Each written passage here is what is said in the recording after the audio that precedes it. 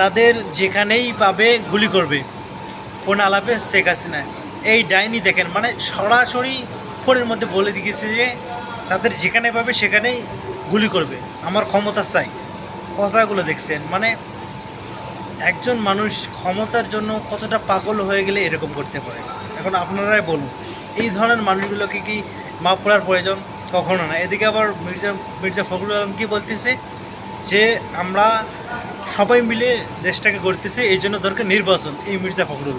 অথচ ও কখনো বললো না যে এই ধরনের যে অপরাধগুলো করেছে এর বিচার হবে, এরপরে আমরা নির্বাচন সংস্কার হবে যেটা প্রয়োজন, এরপরে নির্বাচন। কিন্তু না, এর যেখানে যাবে সেখানে সে তসবির মতো জপতেছে নির্বাচন নির্বাচন।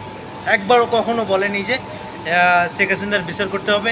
শেখ হাসিনা হয়তো বা শেখ হাসিনার কথা বলেছে এইভাবে, কিন্তু এইভাবে বলেনি যে ছাত্র হত্যার সাথে যারা যারা জড়িত তাদের সবাইকে বিচার করতে হবে, তাদের সবাইকে বিচারের আওতায় নিয়ে আসতে হবে।